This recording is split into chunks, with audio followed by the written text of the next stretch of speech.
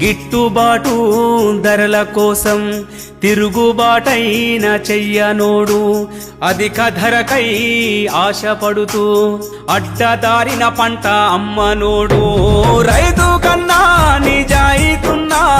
మనిషి ఎవ్వడు లోకమంతా వెతికి చూడు